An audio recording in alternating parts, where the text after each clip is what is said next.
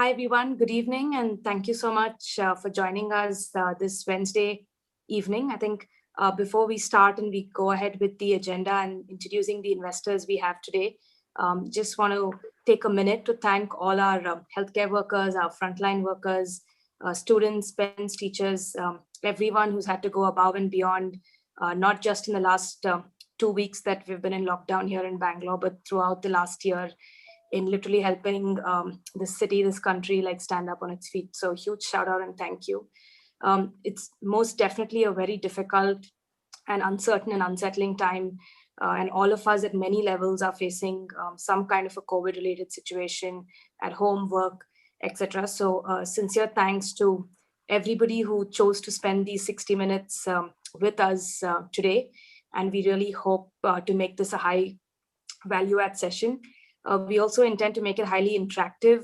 The whole idea is to have a free-flowing AMA with investors. So feel free to use the Q&A and the chat box to start typing away and punching in questions. And towards the end of the session, we'll try to answer as many of those as possible.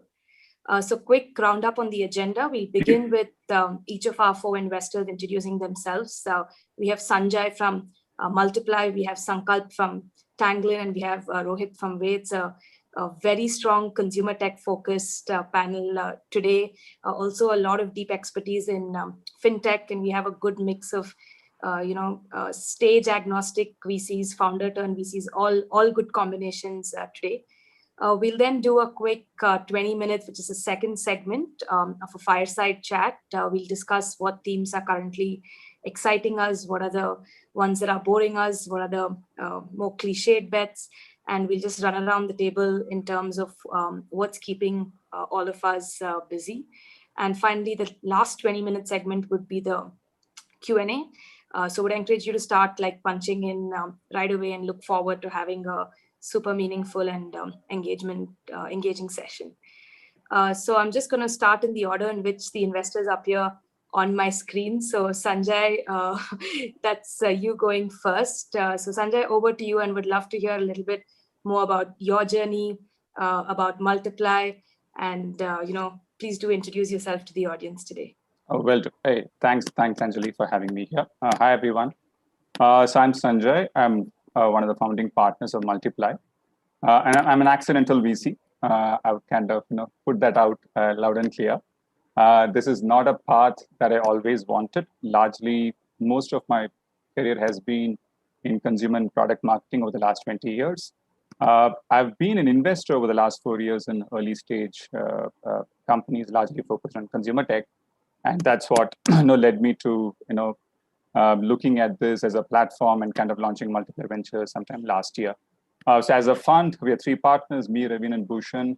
Raveen, I guess lots of them know Raveen because of he was one of the co-founders of Myntra.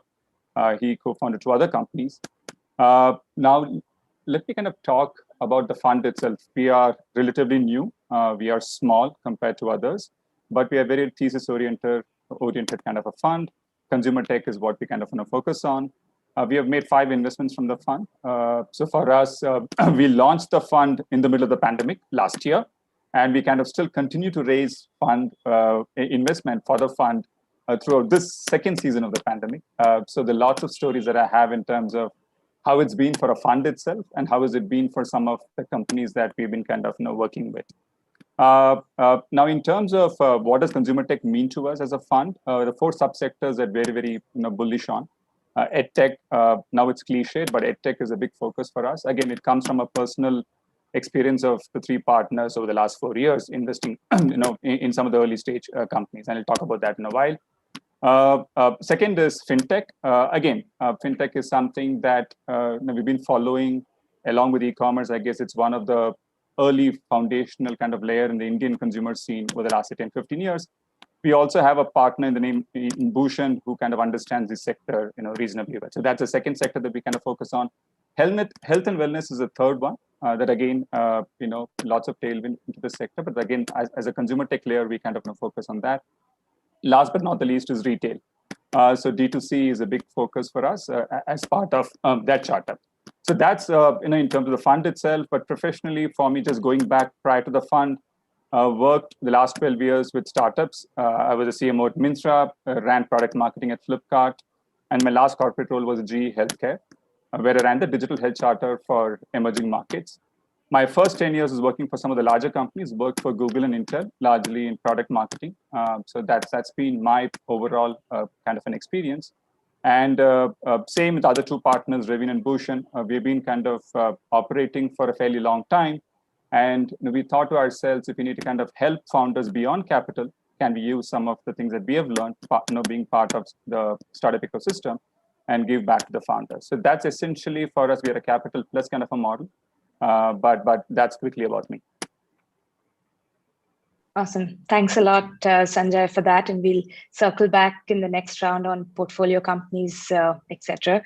Rohit, they say wisdom begins in wonders. So, I love that line on your blog I was reading earlier today, but would love to know a little bit about Way again, stellar consumer portfolio. So please do go ahead and introduce yourself. Yeah.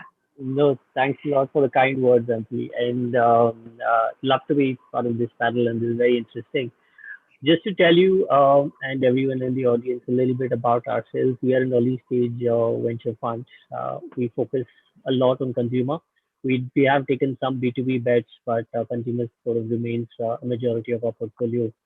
And just to tell you a little bit about our journey, it's basically two partners, me and Deepak. Deepak comes from Intel Capital, been investing in India on the growth stage of venture for about 15 odd years. And I was in public markets before this, investing from another fund called Spark Capital. So both of us wanted to do something in the early stage because this is what we felt was, much more exciting than the growth stage investment and or public market for that matter, right? So we got to know the ecosystem in 2016, and in 2017 is when we launched our first fund. And out of which was a small fund, and we raised it over 2017 and 2018, and we started investing in 2018. We invested in 9 odd companies. Although we're sector agnostic, we broadly, I think, went overweight into 3 sectors. One is fintech, because a lot of our LPs came from that background. I think because we were also in financial services before this, we understood that a little better. So we invested in 3 companies broadly in different sort of sub-domains within fintech.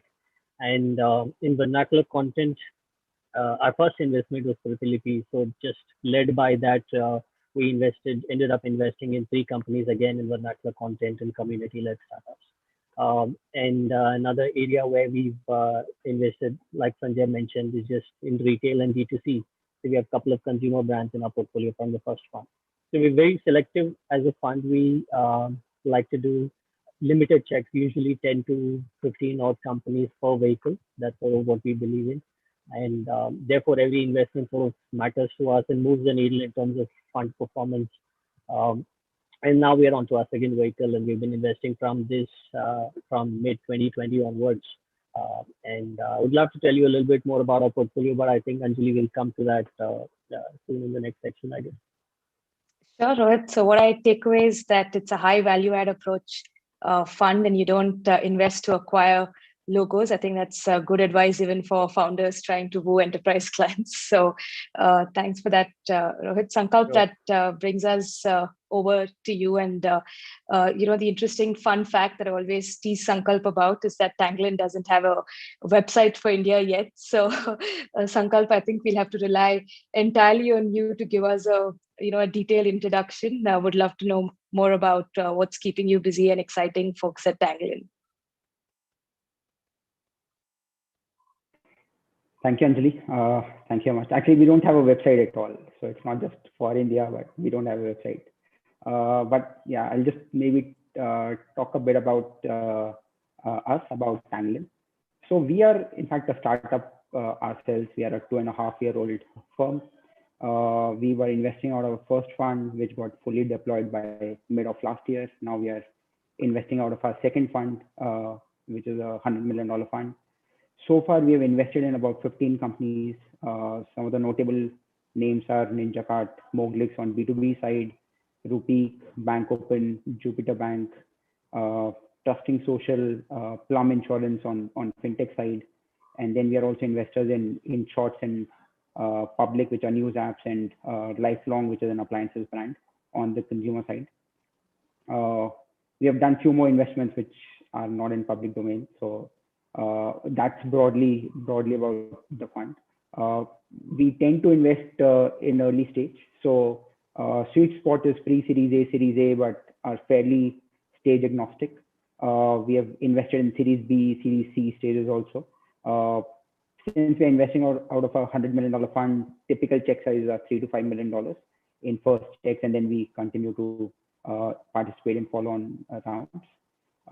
We have broadly two sets of investors in our fund.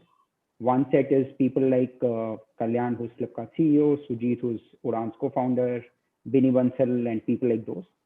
And they're not just investors, they're also mentors and advisors to us, and also take out time to mentor our portfolio companies.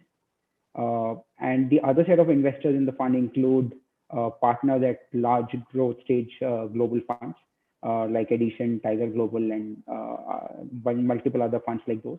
And that set is important because as our portfolio companies look to raise downstream funding, then some of those relationships come in handy. Actually, very similar to Rohit, we have a very concentrated portfolio strategy. So we invested in 11 companies out of our first fund. Second fund is double the size, but we plan to invest only in 12, 13 companies out of that fund. So again, when we are investing, we are almost betting our house on every company. So that's the philosophy we follow. Brief about me. Before joining Tanglin, I spent around 4.5 years at Flipkart. So worked with Anjali and Sanjay quite closely. So it was great to just be sharing this with Sanjay and Anjali. At Flipkart, I used to be part of corporate development team. I led multiple investments and acquisitions for Flipkart. Some of the notable ones, again, invested in BlackBuck over multiple rounds, Wildcraft, QuickPot, Tiny Step, and few other investments, and then led multiple acquisitions for Flipkart, including Jabong, then a deep tech company called Live.ai, another deep tech company called Upstream Commerce based out of Israel, and several others, and was also part of a small team that led fundraisers for Flipkart. And before that, I spent around 8 years in investment banking, advising companies on raising capital and doing M&As, predominantly focused on technology as a vertical. So that's broadly my background. Amazing. Thank you so much for that. And it is indeed true that the Flipkart group, I think, is a common thread amongst the three of us here today. So we're all products and graduates of the, the startup ecosystem here in Bangalore. So would love, I think one of the requests ahead of this session, as we were interacting with the audience across social media platforms, was that we would really be interested in kind of championing and showcasing, a case of resilience, a case of great leadership, endurance, whatever theme it is that you pick, that will just kind of keep spirits up and, hero optimism, if I may. So would love to just go around the room and listen to one story, among your portfolio that you'd like to share with us today. And Sanjay, we'll begin with you. Yeah. Actually, so I have lots of stories from my pre-fund portfolio. So before we started Multiply Ventures last year, so combined between me, Bhushan, and Raveen, we had done about 50 plus investments over the last, say, 5 years. So, and these are all our personal portfolio that we kind of built. So I think every company that was Series A and below in terms of fundraise, I think went through a tough spot last year. Everyone, right? So, but for me, when I kind of look at the overall thesis and theme itself, I think people who were possibly getting their Series A checks just before the pandemic, I think were hit the most. So I have lots of stories from a pre-fund portfolio in terms of how these things happen. But for me, one particular company almost came out of near death from a personal portfolio, and this company called Rapawalk, which is a direct-to-consumer footwear brand.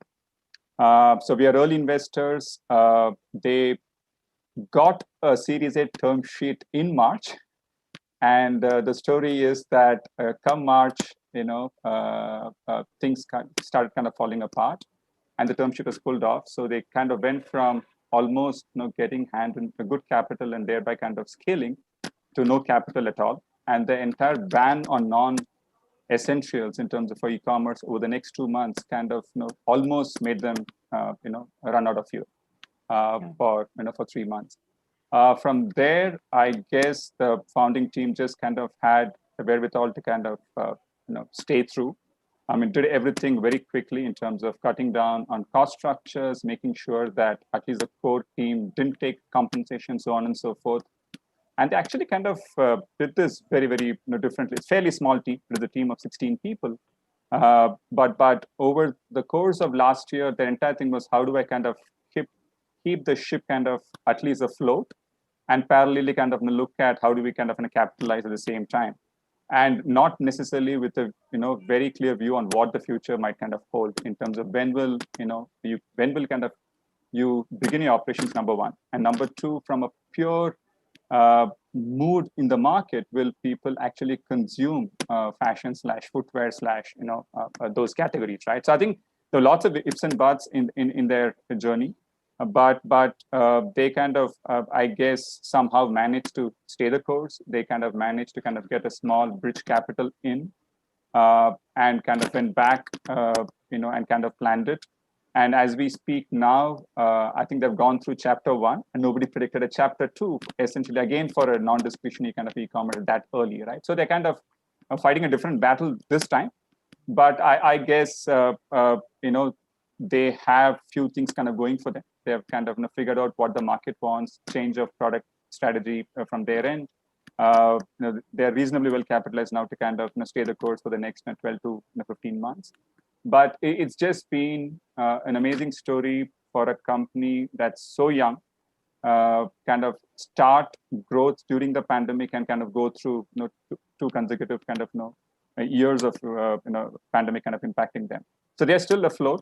So for me, that's the most, I think, that among all the portfolio companies. The rest were all, I think, they're Series A, Series B, fairly different kind of structure. But this for me was, kind of stood out.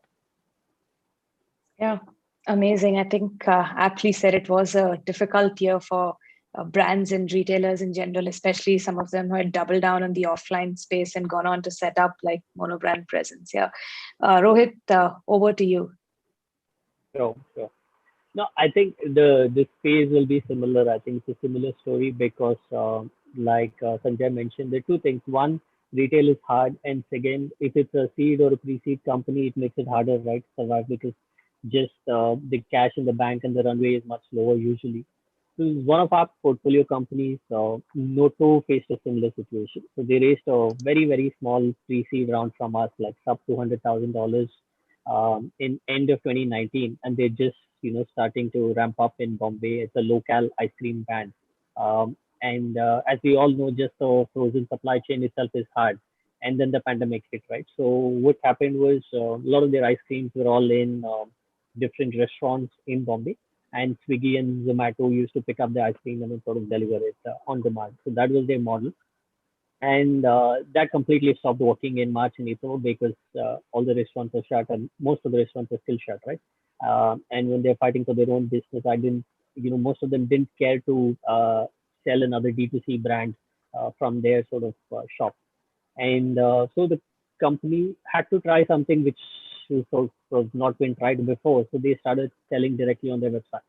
And ice creams have previously not been sold on someone's website. We didn't know if people would buy it, but the founder was very, very positive, and it was a surprising thing for us. Like Sanjay, just you mentioned, the just being surviving itself was a big thing, right? Like having raised up $200,000, I thought 100% they're going to probably shut shop if they didn't raise more capital soon enough. But they flipped it within 2 months and moved all the orders to their website. And surprisingly, people started buying 1-2 liters of ice cream and keeping it in the freezer. So which is a surprising thing. We didn't know it will happen, but that did two things for them. Once the revenue sort of shot up, and they started doing within 4-5 months, they started doing more than what they were doing pre-COVID. But I think the challenges still existed because at the end of the day, we're all sort of fearful of what's sort of happening in the market and just around us. So eating ice cream is not priority to anyone, right? Like if you end up getting a cold and there's so many things that you'll have to take care of. So this was a hard category, to be honest. And also expanding to other cities was just not possible. So that meant that the company had to double down just within Bombay and then try to show some revenue growth for VCs to back him in the next round, which is exactly what he did. I think he launched more products and doubled down just in Bombay. And within Bombay now, they're on a 5 crore run rate, right, on an annual basis, and remaining fairly profitable at the EBITDA level, which is surprising. I haven't seen companies do this. And in between, when all this is happening, we kept going back to him and saying, why don't you raise the bridge round, take money from us? And the founder kept saying no. Again, something that's it's usually not like a usual reaction, right, from founders, especially with the pandemic going on. But he said, no, I want to raise it on my own sort of terms, and I'm stronger and not a position of weakness. So, which said a lot about the founder and also just the general positive attitude that he had to come over this. And they have, and now they're raising a round now, which is sort of subscribed. So, which is amazing, right? And they've still not launched in any other city. They're still only in Bombay. So, yeah. And I think this is an amazing founder. And we would not have, I mean, even as investors, we did not know this side of the founder just because of the pandemic is why we got to know this. And I think this is a great story from our point of view for the portfolio. Yeah, I think fantastic from both your examples. Whoever said that D2C is dead, I think we have two great stories. And I think one thing has come out clear during these times is founder scalability. I think the founders have been able to kind of amp it up and really be able to prevail rather than perish, I would say. So Sankalp, would love to hear a story from your portfolio and set of investments. Yeah, no, absolutely. But yeah, great story, Sanjay and Rohit. Again, just a lot of resilience from these companies. I'll maybe just talk about one of our portfolio companies. There's a company called Plum Insurance. They provide group health insurance to SMEs. In the last few weeks, right? Again, just as the COVID cases have been going through the roof in the second wave, a lot of people have been claiming their health insurance. And Plum is a very, very small startup. It's a very young company. And they're only an intermediary, right? Like they're a broker, and they help sell insurance to these SMEs, and eventually the claims is the responsibility of the insurance company, right? But the way they have ramped up over the last 3 to 4 weeks, the way they've been helping all the employees make their claims or answer queries is incredible, right? So they have a very small ops team that used to just handhold people as they would think about making claims. In the last 3-4 weeks, like 40% of those employees are down with COVID themselves. But because the number of queries have just gone through the roof, everyone, including the founders and tech guys and product guys, everybody has sort of come to start helping these employees on answering their queries and helping some of them get beds in hospitals and how to make their claims and how to figure out what is covered and what is not covered in their insurance policies. So just the way they've been helping the ecosystem tide over this crisis is just incredible. And like typically people would think, right, hey, this is not my job, this is not what we are supposed to do. But everybody in the company right now, it's like all hands on deck. Everybody is just answering customer queries and helping people resolve their insurance claims and helping them just get healthcare in these tough times. So just incredible the way they've managed to address this crisis. Yep, I think the pandemic has clearly shown how unorganized and cumbersome the entire claims process is. And I can only imagine, like you said, for the kind of audience, which is the SME and the mid-market, even on the employer side, these are not large employers. So I can only imagine how difficult the process must be. And I'm sure you're really, really glad now to be an investor in Plum. That's like right place, the right time, and helping like ease some of these pain points. No, fantastic. I think great stories. Would love to get questions from the audience. So do start like punching in. Please do try to avoid DMing me. Many of you are direct messaging me. I'm not good at handling too many monitors at the same time. But do put it in the general chat box and I'll pick up as many of them, aggregate a few, and hand them over to our panelists today. Sankap, I'm just going to start with you, and we also have some questions on our LinkedIn handle as well. But since you've also worn the hat of a corporate investor investing off a balance sheet, I think one of the questions founders always ask is, A, on the signaling part, but B, before that, so I'll ask the first part first, is when's the right time to kind of approach a large strategic to get on your cap table? I think this is increasingly becoming difficult for founders because many large corporates today run their own incubator, accelerator programs, do a lot of minority bets, etc. So when's the right time? But B, and more importantly, what's the signaling or the message, when they come and pitch to folks like us who are institutional VCs and you have a large strategic sitting there on your cap table? Yeah. So actually it depends, right? There's a trade-off of signaling versus the value that the corporate can add to the company, right? And this is the balance that companies have to figure out. It also depends on the corporate investors, right? Like if they tend to ask too many strategic rights, then the signaling becomes even worse, right? And that maybe impacts their ability to participate in the best companies and create a lot of value. But from a founder's perspective, I think they have to balance this that, hey, for example, if I'm taking money from this large corporate, then there'll be some signaling issue. But as long as it is a minority investment, there are no strategic rights which are associated with that investment, it should still be okay. The question to be asked is, what is the kind of value that this corporate will provide? And can this corporate say provide distribution which will help mitigate risk and help the company grow faster, or say some backend capabilities which the startup won't be able to create themselves? So it's a fine balance. You have to find that trade-off which works for you between the value you get versus some signaling potential issues. Yep, got it. I think the other thing that is good to add is also around how large are these investors to your market and your ecosystem, and would there be onerous clauses, say around exclusivity, for example, that prevent you to going to some of the other bigger guys in the space, etc. But yeah, it's very hard to give a objective answer to it to this. Just moving on. To Rohit and Sanjay, and would love for both of your views. We can start with Sanjay. In the consumer space specifically, we are seeing, two very distinct kind of theses. One is brands, especially on the D2C side, brands kind of catering to the top 10% or like the top 100 million, as we say. And, the cred ads have been doing the round, so everyone's been asking. But as a D2C startup, has your own thesis been going top down, like you start with the top 100 million and then make your way down, because the assumption of course is paying ability is nearly 2.5 times the rest of the country, or do you believe, like, is there a mid-market value segment at all in the D2C space?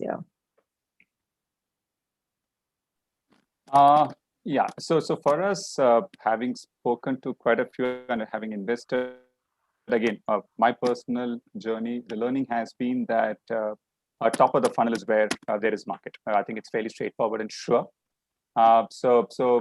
Extremely, if you have a product that delivers a value, when I say value here being, depending on the sector that you're kind of catering to, if it's a better kind of fashion brand, or is it a far better kind of a footwear brand, based on certain core IP that you kind of bring onto the table. I think there are folks at the top end of the funnel, which is 100 million that you talk about. The propensity kind of both try and possibility to kind of be retained if that value is kind of delivered, right? I think it's far more easier to build a brand there than in terms of mid-market. Mid-market in terms of price point, right?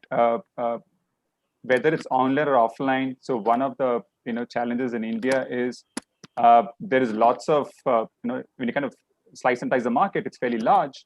But once you start playing that price card, at some point, unless and until you're able to kind of solve for the supply chain at the back end, and you're able to kind of manufacture this product and kind of continuously kind of innovate and bring those cost structures kind of down, it's extremely difficult to kind of create a profitable brand over, say, over a 5-year kind of a period. And that's why you see very few in the mid-market space, very, very few in India in terms of D2C mid-market.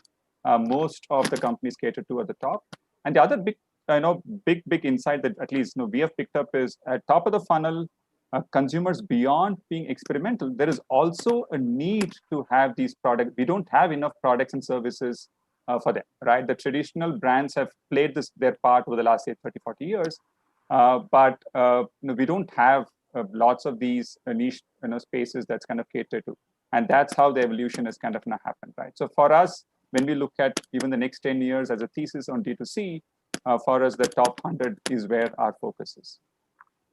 Yep, got it. And Rohit, as you answer that, if I can just throw in another question around, if you're a mid-layer value-focused kind of a brand, considering the dominance of the horizontals in India and the fact that the two big, maybe three now with Jio, are almost like 80% market share, and that being a brand on marketplace is an entirely different ball game from trying to build like a direct monobrand.com kind of a website. So is it really possible to straddle amongst the two? And just want to add that a question in there as you answer this top 10 versus mid-market.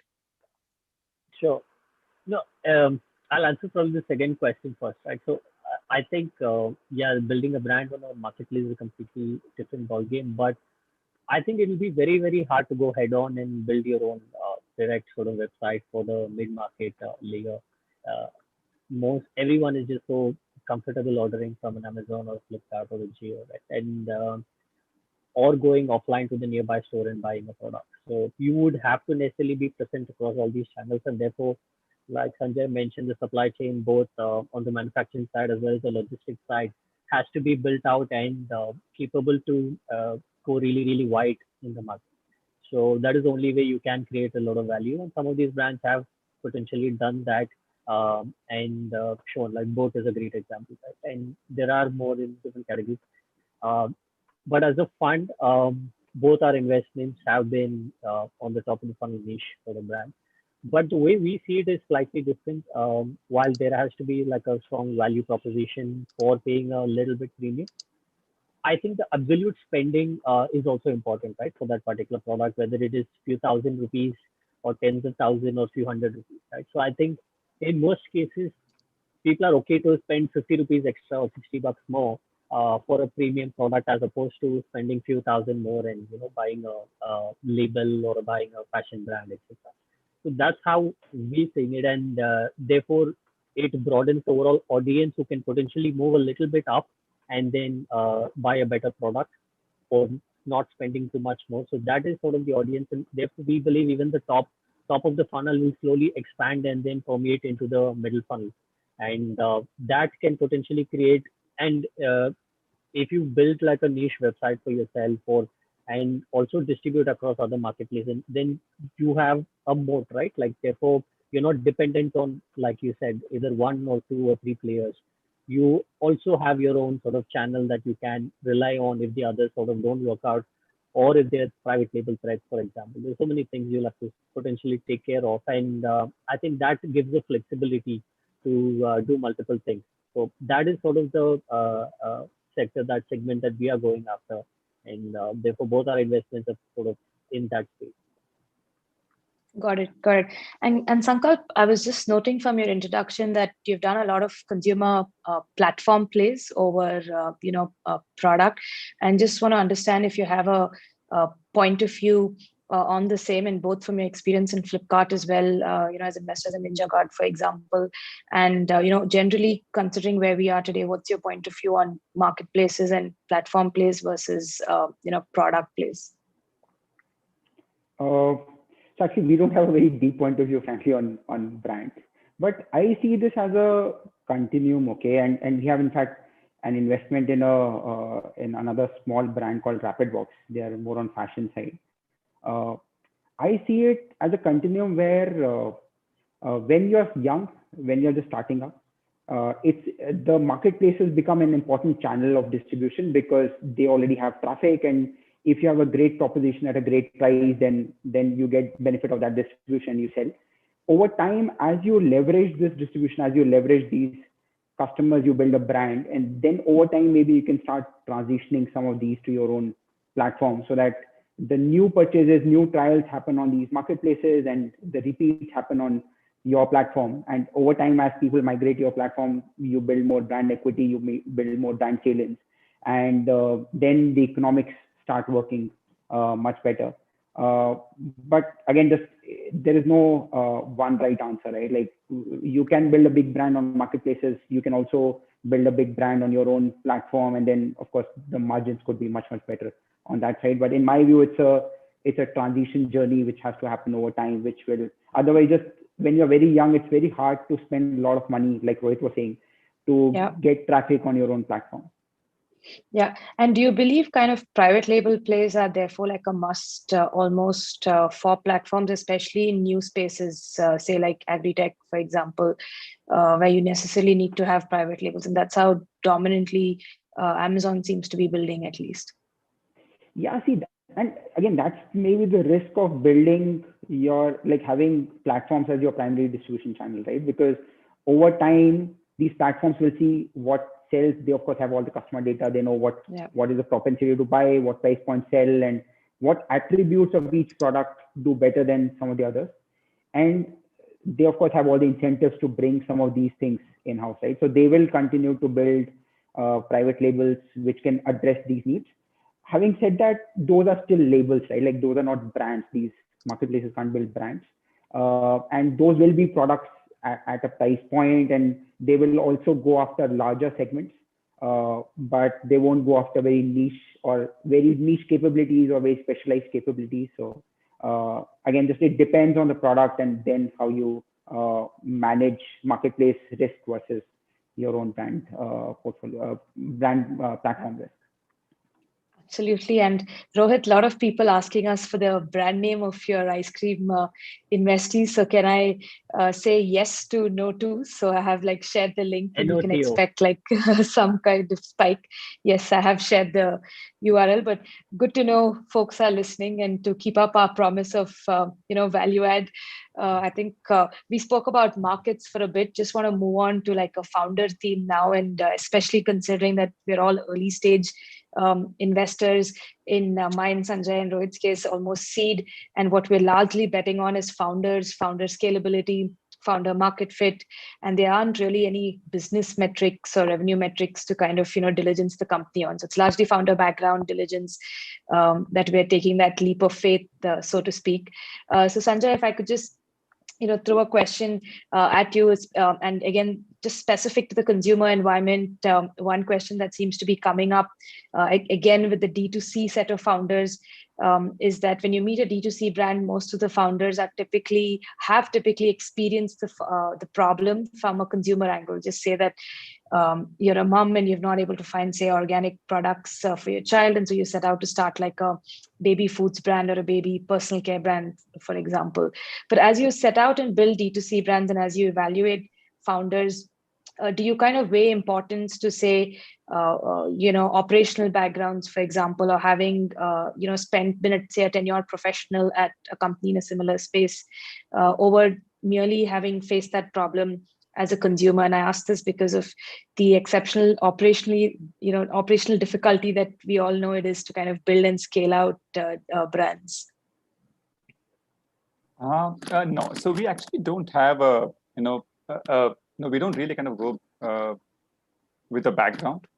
We kind of look for specific insights. When I say specific insights, so every time we kind of hear the narrative from a founder, right? And if it is, I'll give an example, and of what specific insight for us actually kind of means. We were talking to a founder who's into health and organic food, full stack kind of a food D2C brand is what this founder is kind of looking at. And we have spoken to possibly 8 till then. This is over the last 6 months. And everybody had a story in terms of why there is a tailwind and why people are going to kind of buy into health, organic, so on and so forth. And it all kind of resonated pretty similar to what each of us have in terms of view. But this founder told us a story that all of us took a book and we started writing down, all right?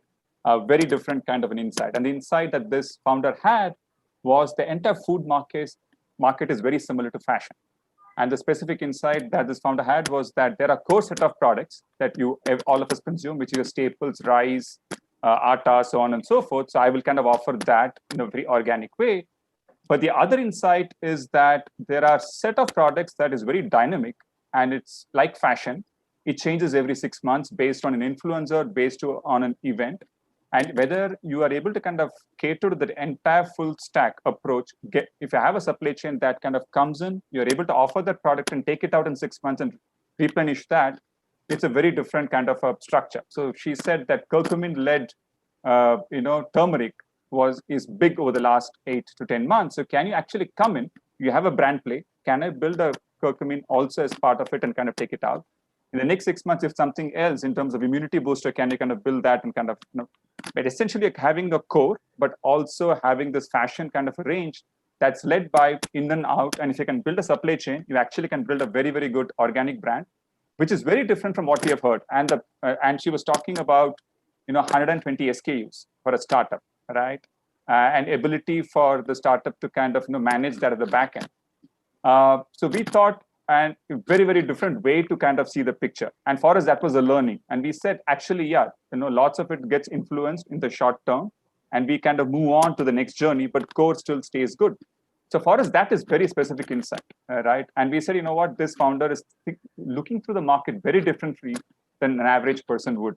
Plus, obviously, the founder had great product knowledge in terms of how to kind of get these products out, fairly good knowledge in terms of manufacturing, so on and so forth. But for us, that narrative of how an organic food brand is consumed and how you can kind of build a brand said a lot. And that's for a specific. So we look for those, when we kind of talk to a founder. If it, pushes you to kind of start writing down, there is something very, very, meaningful out in that conversation. And you spend lots more time kind of digging fairly deep into what this insight means.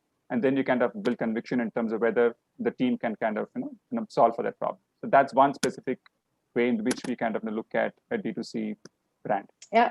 So what I'm taking away is I think unique insights are key. Founders often forget that we are literally looking at hundreds of decks in the same sector day in and day out. So, attention spans are of course short, but, you need unique insights into consumer markets. And I always push companies in our portfolio literally put on a slide in slide 1 or slide 2 saying, top 3 unique insights, top 4 unique insights from however short or long the time frame you've spent in that market. And if you can, like Sanjay said, click with one of those, then and one of that you're seeing for the first time, then you'll definitely read the rest of the deck. So thanks so much for that. That was very insightful. Rohit, another question that commonly gets asked, since we're all also, tech first, I think tech disruption is a common denominator we all share, is would you invest in a founding team that doesn't have a CTO? Yeah, okay, interesting. I think to your first question, right, if you look at it from a consumer tech perspective, we've been lucky enough to come across few of these visionary founders who had a backstory. A lot of founders do have backstory, right? But some of them, when you speak to them the first or second time, you get the vibe that they are going to do just that and nothing else, right? They're really, really passionate about why they're starting up. And there's few examples from our portfolio would be Pratilipi. Back in 2014, he was talking about there's no vernacular content in sort of the web. And we were like, what are you talking about? We didn't get it. But he's come from a small village, and once we got it, we realized why he's fighting for what he was building. And looking back, the deck and what he is doing, the website, the platform, it's not changed at all. It's exactly the same thing that he intended to sort of do. And I think this is something only a really, really visionary founder can do, right? Similarly, another interesting play that we backed was Animal. It's a cattle marketplace. Again, before we came across this founding team, we did not realize that there was a problem and that needed to be addressed using tech. But she had felt it in her own family. Her father actually sold the cattle to educate her, right? So the pain point was so real that she wanted to start only and do only this. And the speed at which these founders move and the resilience over multiple sort of ups and downs of the VC market is something that you don't usually see otherwise, right? When you start something without a strong sort of problem. And also, I think it opens up to problems which the others are not looking at all, like the other founders that you come across. So it's hard to find these founders, but if you do, then it's just very easy to back them, irrespective of the stage and whatever the valuation, capital, etc. And the second question, CTO, yes, it's provided the founders have a very strong reason for starting up. I think CTO can still be um, uh, got on board a little later, probably post a seed round, etc. The only thing we look for is that the founder should be aware that he needs a CTO and should be open to sharing equity to incentivize someone really strong to come on board. These are the only two things. As long as the founder is aware and he is decently well connected to incentivize someone to come on board, I think it's not that big a problem at all. We don't see it as a bottleneck.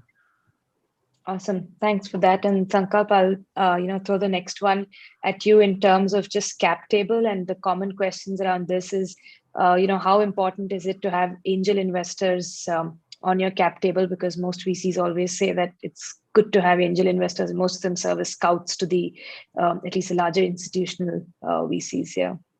And also, if I may just add on, I think the probably the more relevant question to ask is what kind of an angel investor you should solicit and pursue on your cap table. Yeah. So I'll maybe just answer from our perspective. For us, it doesn't really matter if there are angel investors on the cap table already or not. We don't really look at the cap table when we are deciding to invest. Apart from the fact that the cap table is completely screwed and say the founders own only 10, 15, 20, 30, 40% of the company, right? Unless that is the case, and unless it's like they'll need to raise a lot of capital to build that business and they'll get diluted very significantly, very quickly. For us, that is not a consideration. In fact, for us, we don't even think about our own equity ownerships in companies. We are okay to own as low as 1-2%. As long as it's a great company, we would just, we want to back great founders building great companies, and everything else is secondary. But I know of a lot of VCs who do care about the quality of angel investors. And if that is what founders are looking for, then they should see the kind of, actually, in my view, they should then see two things, right? Money, of course, they can get from anywhere, but the kind of mentorship or advice or guidance they can get from these angels. And in some cases, the brand name of these angels also can be important, both from a positioning standpoint, as well as, especially in cases of companies which play in areas which are regulatorily sort of controlled. There, I've seen regulators also take an easier approach if you have good quality, high brand name angel investors on your cap table. Yeah, no, thanks for that. There's also a question about part-time founders. Sanjay, before I give it to you, I just have to add that startups really can't be a part-time job, but I will allow Sanjay to take that here. Sorry, part of the founding team being part-time. That's the specific question. Yeah.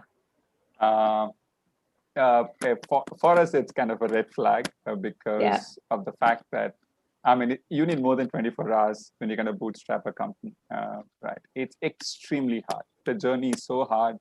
Even if you have a small team working full time in the early days. So we come in, I mean, we are a seed investors. So the team, I mean, generally, they work extremely hard. All right. So capital is the first part. So for us, when we kind of look at the team, if somebody is doing this part-time and also has, other gig kind of going, there needs to be a really kind of valid reason. But we have done, and personal experience, we have kind of, we have invested in few, and it's all the 3 investments failed because one of them was part-time. So I have enough data to kind of say that part-time, you cannot found and run a company at any stage part-time. It's more than a full-time kind of an affair. And you do it because of, certain stated reason. And I think Rohit mentioned about, the missionary kind of led teams that really kind of solves a particular kind of problem. So no, simple answer is no. You need to kind of put everything in, right? It's all bets Yeah. in, otherwise you can't kind of start and run a company. Yeah. No, couldn't agree more. It really, we don't see it as a part-time gig at all. So I think moving on to Rohit, it's actually on the value-add approach that Sankalp kind of briefly touched upon in terms of how do founders approach this as they evaluate different VCs. We know the color of money is not all the same. So most founders require massive help in terms of GTMs, introduction to potential clients. We all know how difficult hiring tech talent is, for example. But I think the common question and theme seem to be around how do you define the value add construct of VCs? Yeah, so I think there's some VCs who actually hire a large in-house team themselves, and that is a big value add for founders. I think Bloom is a great example. They've done it over the years, and that by itself takes a lot of the operational heavy lifting from the founders. And there are a few others who help in sort of PR and marketing and GTM, etc. So I think from the founders, I think what they will have to figure out for themselves is where is the weak link in the founding team itself in terms of functional expertise. Is it GTM, is it tech, or is it something else? And according to that, they can probably figure out where they need the most help. But from my perspective, one thing founders can do is, if they have the luxury of having multiple term sheets or multiple conversations with VCs at the same time, they should definitely talk to some of the failed investments out of these VCs, right? Because that's when you truly know the real story. Because when something is doing really well, it's very, very easy to say that, my value add actually helped that company or vice versa. But when you know that something has failed, the VC's role in that investment and that journey will be very valuable to a founder. I think, and most of these founders would also be happy to help the ecosystem, right? So they're just like one LinkedIn shout away from talking to you. So I think that is something you really can find out. Apart from the VC generally telling you X, Y, Z is sort of my value add, you'll get the real picture when you speak to other sort of portfolio companies. Yep. I know you touched upon connecting, and Sankalp, the next question for you is in fact around how democratic really is investor access today, and if you're willing to kind of share some insights on do you just cold email a VC, do you ping him on LinkedIn, do you get referred in, but no, what's the best way to grab a VC's attention? Yeah, in my view, for an entrepreneur, it should always be through a good reference, because for us, right, like typically we would get 30, 40 cold emails every day, and it's very hard to differentiate one versus the other. But when something comes through reference and a good reference, then we tend to spend enough time and effort. Again, I'm not saying like if you cold email, then also VCs would spend time and effort, and eventually it is the merit of the idea. But if you can go through either a portfolio company or someone you know well, or someone who knows you well who can connect to the VC, in my view, that is the best way to approach a VC. Got it. And Sanjay and Rohit, just if you want to add in terms of just, there's a question on just communication, just continuing on the cold email question as well, very quickly for your respective firms. Do you have like a common email ID? Do you view it, or, same question to both of you? Would just love a quick 2 minutes from both of you. Oh, yeah. So we do have an email where founders kind of reach us. So we do kind of look at it every week. So we kind of collate. So each of us have taken a vertical. So we try and kind of look at pretty much all of them. There is lots that comes through LinkedIn. So there are different channels through which it kind of comes in. But as kind of Sankalp mentioned, so I think the way we kind of prioritize is, if it comes to a reference, obviously it gets a little more added kind of points for you to kind of look at it much earlier than in a cold email that just kind of comes to your inbox. I think that is one. Second thing that we kind of look at is if it's coming through a founders network. Again, it's reference, but for us, the highest value comes from an existing founder recommending a new other founder. I think pretty much all the good investment decisions that we have made has also been kind of led by a founder kind of reaching via another founder, right? So, but yeah, people reach out to us on the email that is there on the website. We look at it very, very deliberately and diligently every week. We have an internal CRM through which we kind of run it. So there's lots of work that goes behind that. But yeah, that would be how we kind of look at it. Yep. Yeah, Rohit, and yeah. referral is great. If you can do that, there's nothing like it, right? Like the other thing is, like, we read all the emails. Like Sankalp mentioned, just because something is like a cold email doesn't mean we don't read it or we don't look at it. But I think one place where founders can probably put a little bit more effort is uh, structuring the email itself, right? Like, just to grab your attention when you're spending 15, 30 seconds or a minute on it. And the deck, it has to sort of be tailored to a VC point of view, which sometimes the founders sort of do not get. So if you spend enough time in crafting the email and crafting the deck, then even if you just do a cold reach out, you have a better chance of success, if not for a referral. Yep, great. And the TiE folks are just giving me a time check. So just want to shout out to everyone to punch in their last few questions. We'll keep the chat window open for the next couple of minutes, but we will have to stop in some time. So spend the next 2 minutes asking us as many questions, and we will answer all of them. I think one question which I really liked was that we've been having a lot of chatter around the D2C space. We discussed product versus platform. But are any of you excited about Picks and Shovels Plays, which is like a B2B SaaS offering focused on the India mid-market, so B to small b, if I may, and if there are any examples from bets you've already taken in the portfolio? Nothing from our end. We are, three of us just understand consumer, and we said we won't touch anything else. And that's the only place where we can genuinely kind of add value. So we don't look at SaaS, we don't look at deep tech, we don't look at mid-market, in terms of B2B as well. We have done some investments, personal investment in the past, but as a fund, very, very clearly, we understand less of it. So we kind of stay away. Yeah. Sankalp, likewise, sorry, we haven't go ahead, done it Rohit. as well. Yeah, sorry, we haven't done it as well. So we try to learn space, but not something that I can personally comment on. Right. Actually, as a fund, we have done a bunch of B2B investments, both on the supply chain side, if you see Moglix and Ninja Card, but also on the SaaS side.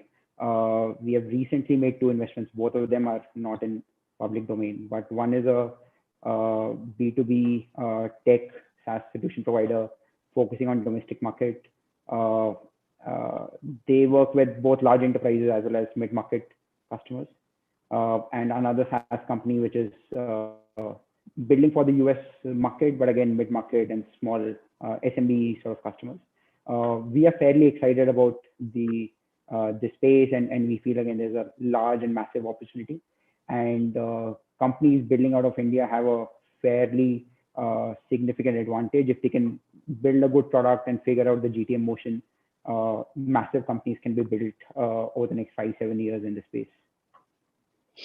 Yep, and just to add, since we've also taken a bet in Business, for example, which is a B to small b case, where it's a mobile first app that aims to digitize factories. And I think the way we look at it, at least at Waterbridge, is that are you enabling these SMEs and MSMEs to increase their revenue? So are you helping them improve revenue, or are you helping them cut costs? I think it's important to know which side of the P&L you're playing, because your take rates and how much you can charge them are really therefore, and the size of the market therefore is really dependent on that. If you're like a platform that's just enabling them to run their business or just to make things more efficient, it's good to have attribution to either revenue or costs. I think I hope that does answer your question. I think we're also just having a few questions around, typically we're seeing a lot of convert versus safe notes, especially if you're, graduating from an accelerator, and YC, of course, has made it very popular. Would love to just quickly go around the table on what your preferred instrument is. And there's also a question on ESOP. So in the interest of time, I'll just pull 2 more questions, if you don't mind. One is on typically what's the ESOP pool expectation at a seed and series A stage? And are you comfortable with a mentor / advisory ESOP pool as well. So maybe Sankalp, you can take part A, and B and C can go to Sanjay and Rohit respectively. Sure. So maybe I can just quickly touch upon all the three, right? So from our perspective, as we enter pre-series A, Series A, like 10% ESOP pool is like a decent pool to have. We are okay with advisory ESOP pool as long as you get advisors who can really add value and hence are participating in that ESOP pool. And most importantly, the first one, if we are taking the risk today, we would rather price the company today. So we tend to believe only in equity instruments. We are not real fans of converts unless there's like a real special need and like we can only get into the company through convert. We would rather price the risk today and accordingly price the company today and take equity ownership. Got it. I absolutely echo Sankalp's view. As a fund, I mean, we kind of liked, as a fund, we like a price round. Unless and until, the only exception that we have made possibly, again, in the pre-fund is for a couple of YC companies because you don't have an option. But otherwise, we like to kind of, go that way. And again, as Sankalp mentioned, we like the founders to think through how the journey is going to be over the next 5-10 years, and thereby kind of setting aside a 10% ESOP pool becomes very, very critical because it kind of gives you at least a clear picture in terms of how the founder is thinking of building the team, how much of equity you're willing to kind of share, so on and so forth. So it's a good practice. So we look for that. And again, in terms of advisor, if there is genuine value add and the founder feels that there is clear value add coming, I think absolutely fine with having that pool as well. Yeah. Rohit, would you agree or anything to add to that? No, completely agree. Price round 10%. Got it. Awesome. I think that brings us to our last question, and we're like about 5 minutes, over time. So I will take one last question on this is tech versus manufacturing, I guess. And the question being, most VCs are tech-focused VCs. So is there like any room, or what kind of investors do folks that are in the traditional manufacturing spaces or operationally intensive spaces, what sources of capital would you recommend to them? I know it's a tough question because all of us here are tech-focused guys.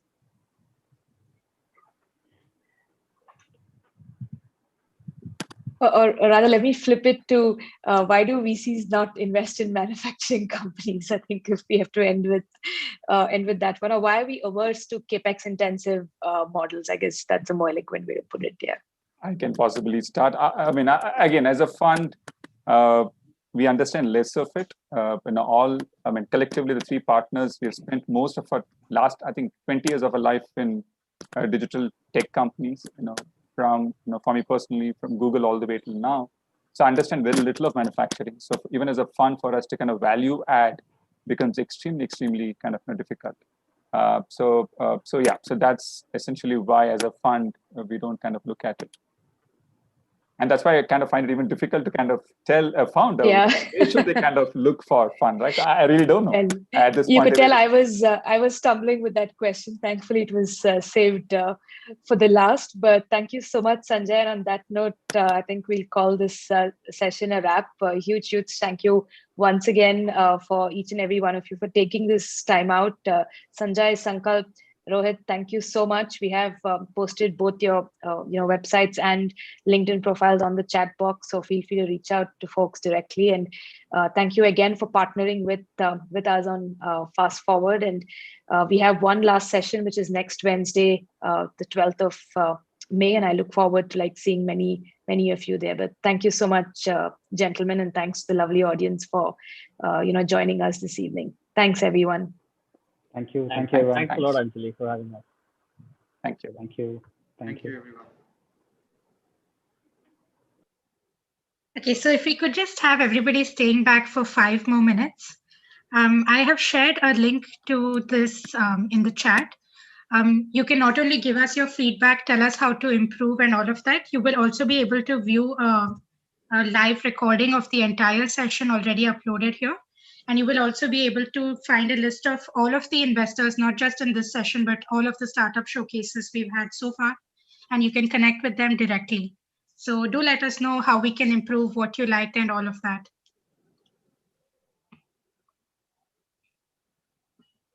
Saitya and Vinay. We would also, if anyone would like to say hello to anyone else here, we can definitely enable that. Yes, of course. Anybody can unmute themselves and come up and have a chat with us.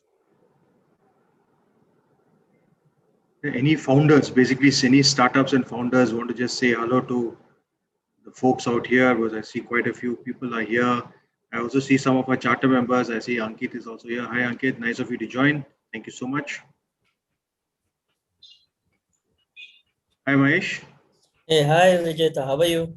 Good, Mahesh. Thank you very much. Good to see you after a long time. Yes, I know.